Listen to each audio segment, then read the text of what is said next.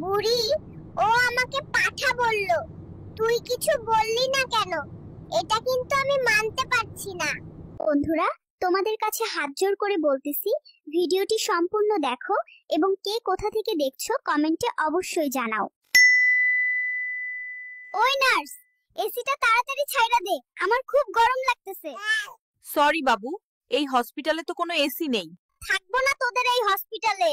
টাকা নেয়ার সময় তো কারি কারি টাকা নিস, আর এসি দেওয়ার বেলায় কোনো খবর নাই। বেবি, আমাকে একটি আইফোন কিনে দাও, আমি টিকটক করব। খবরদার, আর একবারও টিকটকের কথা বলবা না। যাও রান্না করো। বাবু, তুমি কোথায় যাও? আমার স্বামী আমাকে টিকটক করতে দেবে না, তাই আমি আর এই সংসার করব না, শ্বশুর বাড়ি চলে যাচ্ছি। এই নাতি, তোর মন থেকে তানিয়ার নাম মুছে দেব।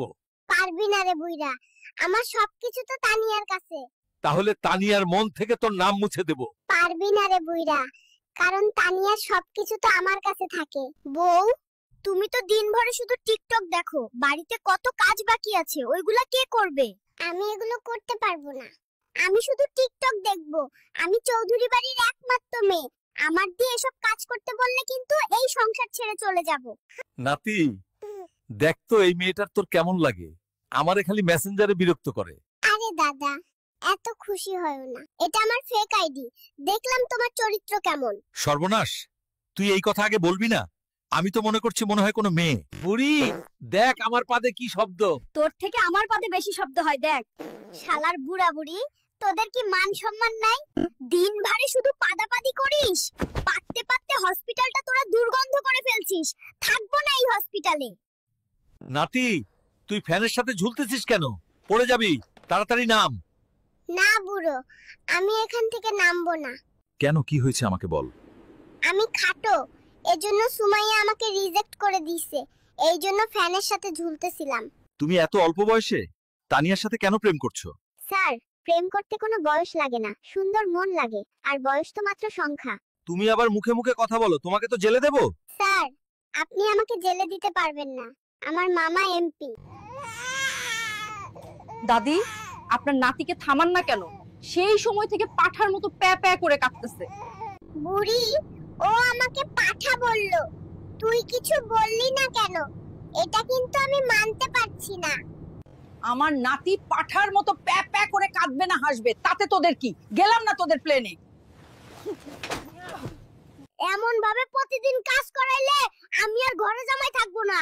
শালার ফাটা না থাকলে যাবি কোথায়?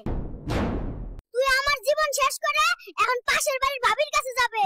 পাশের বাড়ির ভাবি অফার করেছে, তার সাথে থাকলে কাজ করা লাগবে না। দাদা, কালকে স্কুলের মিটিং আছে, তোমাকে যাইতে হবে। না, আমি যাইতে পারবো না, আমার বাসায় অনেক কাজ আছে। আরে ফারিয়া ম্যাডাম তোমাকে যাইতে বলছে। তাহলে তুই এই কথা আগে বলবি না? চল তাহলে আজকেই যাব, বেঁচে থাকলে পরে কাজ করা যাবে। তোর বোন হয়, ওকে দেখে রাখিস। আমি বাইরে থেকে ঘুরে আসি, কোনো প্রকারের বিরক্ত করবি না। আপু, আপনি কি সিঙ্গেল নাকি মিঙ্গেল? উফ, আজব তো, আমাকে বিরক্ত করছেন কেন?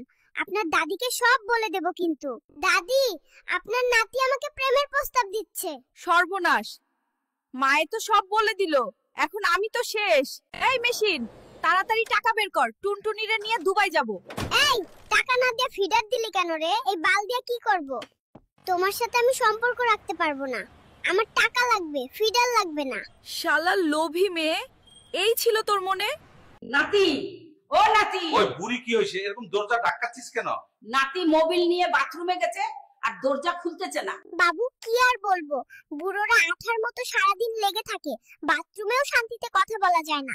এই কষ্ট কি সহ্য করা যায়?